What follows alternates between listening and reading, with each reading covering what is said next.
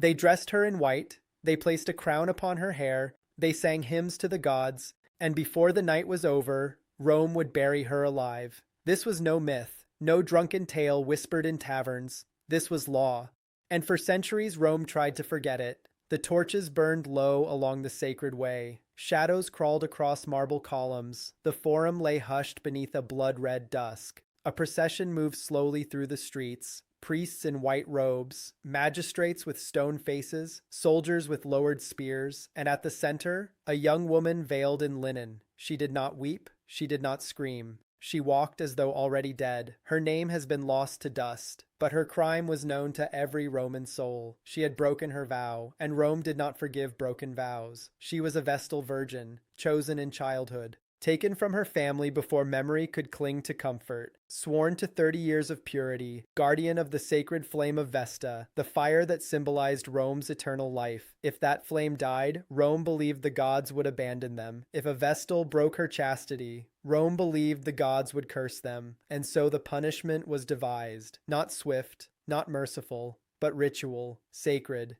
terrifying. They said her body was holy, too holy to spill blood, so they would not execute her. They would bury her alive, beneath the earth, in silence. The procession reached the Colline Gate. Beyond the walls, beyond the noise of the city, there stood a small mound of earth, unremarkable, almost gentle in shape. Beneath it lay a chamber, a narrow cell carved into the soil. Inside, a simple bed, a lamp, a small table, a loaf of bread, a pitcher of water, a cruel illusion of mercy. They called it leaving her to the gods. They called it preserving sacred law, but it was suffocation by ceremony. The Pontifex Maximus stepped forward, the highest priest in Rome. His voice trembled only slightly as he recited the charges: impurity, desecration, betrayal of Rome. The crowd murmured prayers, not for her, for themselves. They feared what her sin might bring: plague, famine, invasion. Rome had known disasters before, and when disaster struck,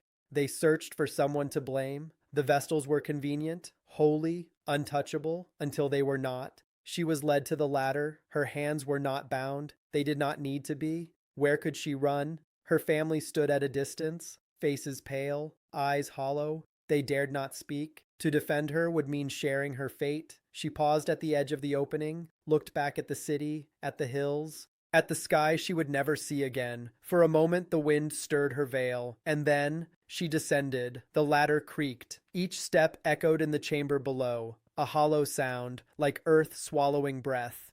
Cliffhanger 1. But here is the truth Rome tried to bury. Not all Vestals were guilty, and some were sacrificed to hide far darker sins.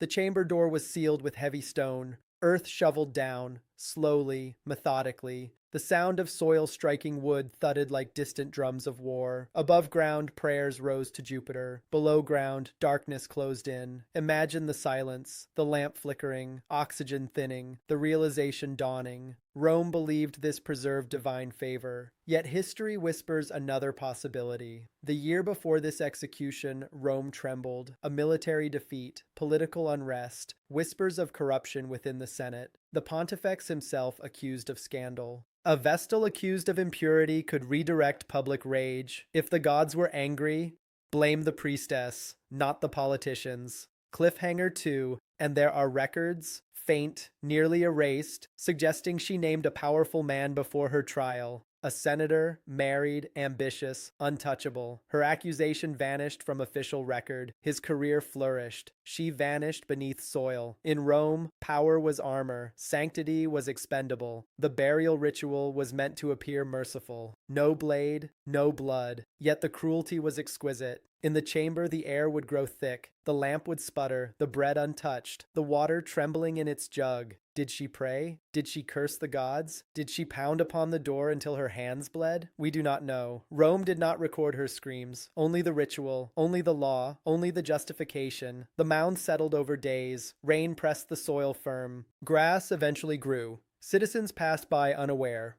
or pretending to be. This was not the only time. Several Vestals met this fate across centuries, each burial cloaked in sacred language, each death wrapped in ceremony. Rome prided itself on order, on discipline, on divine favor, yet beneath its marble splendor lay chambers of silence, dark secrets beneath bright triumphs. Cliffhanger 3.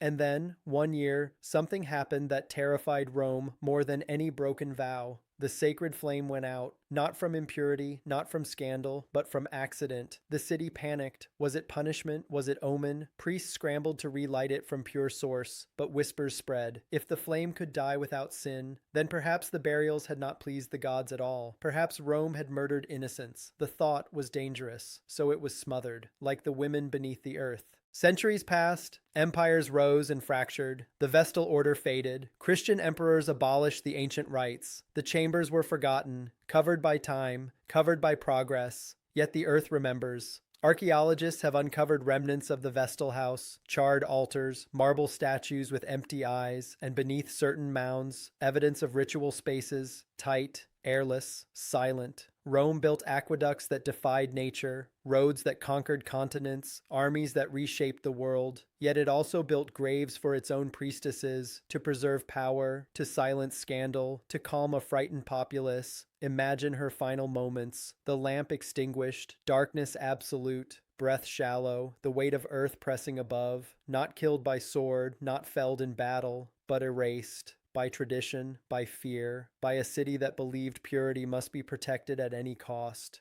Rome would later celebrate weddings with joy and laughter, brides carried across thresholds, songs echoing through villas, yet hidden in its past was a wedding of another kind, a bridal procession to death. White robes exchanged for soil, vows answered with burial. They tried to bury the memory. They called it sacred duty. They called it divine necessity. But when night falls over the ruins of the Forum, when wind slips between broken columns, it feels as though the earth still holds its breath, as though somewhere beneath the stones, a voice still waits to be heard. And perhaps the most disturbing truth is not that Rome buried its brides alive, but that it believed it was righteous when it did.